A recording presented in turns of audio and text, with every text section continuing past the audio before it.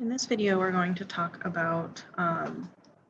more specifically about the relationship between concentration and rate. So in a previous lesson, we saw that concentrations, usually higher concentrations increase the rate because you have more collisions going on, but that's actually not always the case.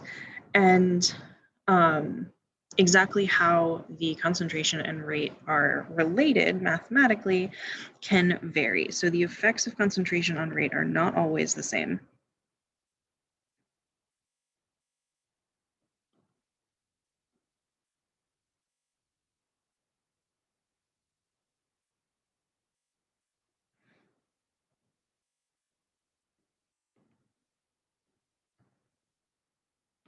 And exactly how a change in concentration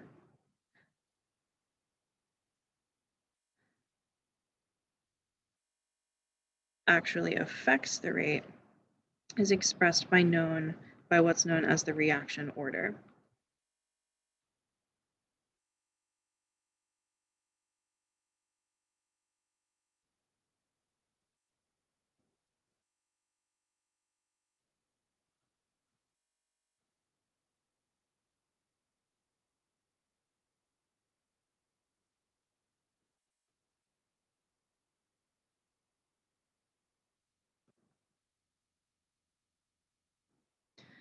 If we're talking about one reactant in particular, we say it's the reaction order with respect to that reactant.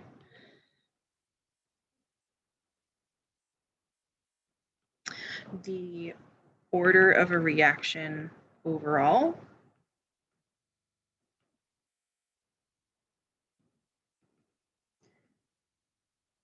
is just the sum of the individual reactant orders.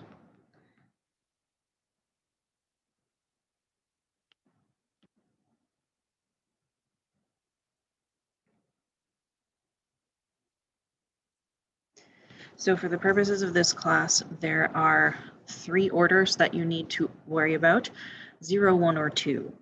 So a 0 order reactant means that changing the concentration actually has no effect on the rate.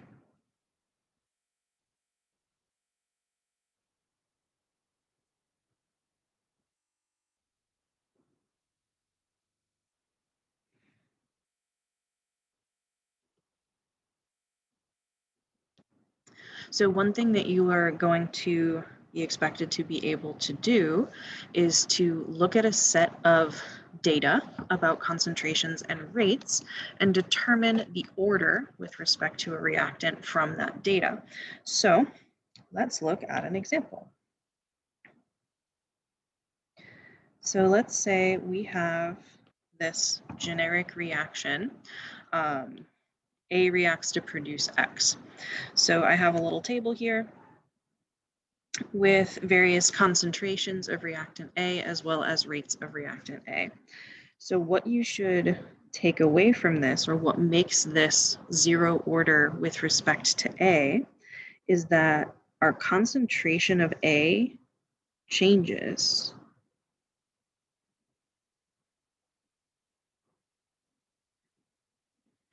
but our rate stays the same.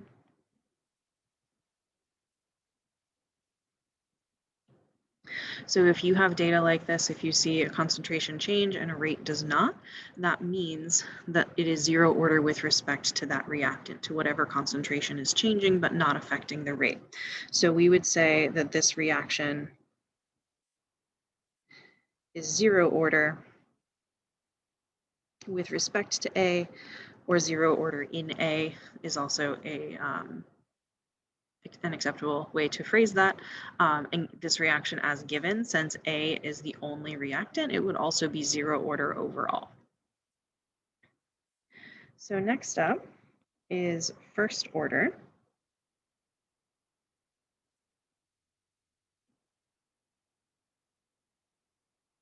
So first order means that the rate changes proportionally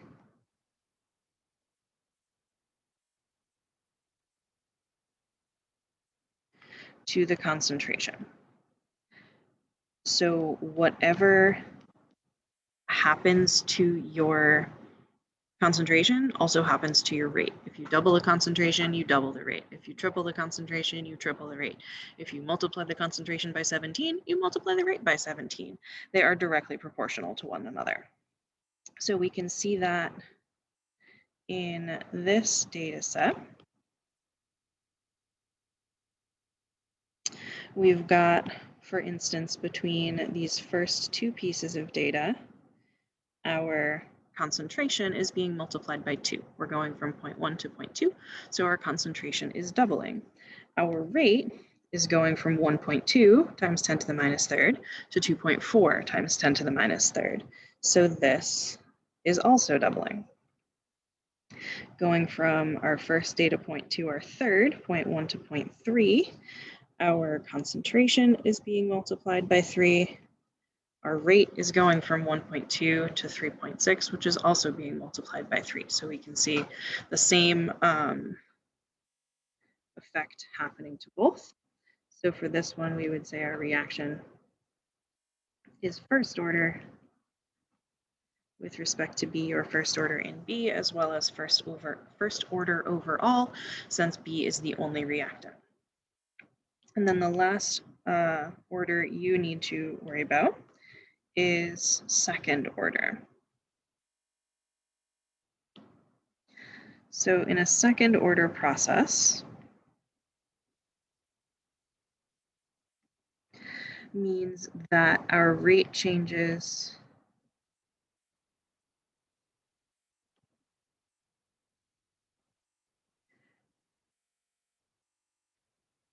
proportional to the square of concentration changes.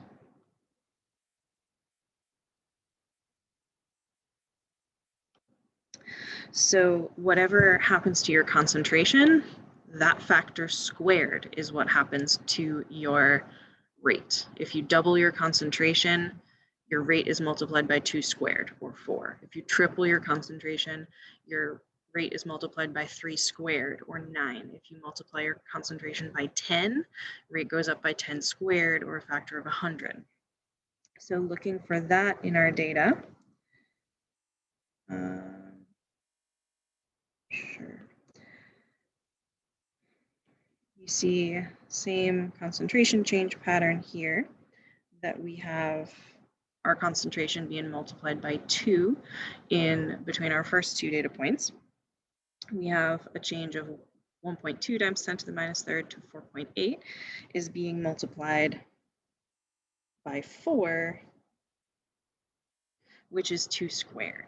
So that is where this is showing that it's a second order process. Similarly, between our first and third, our concentration is being multiplied by 3, and our rate is being multiplied by 9, which is 3 squared. So these are the only ones that you would need to identify from data. Other reactant orders are possible. Fractional orders are possible. Negative orders are possible, though both of those are uncommon. And higher orders like third and fourth are also possible as well. But 0, first, and second are by far the most common that you actually encounter in chemical reactions. So those are the 3 that you're responsible for being identified, being able to identify in this course.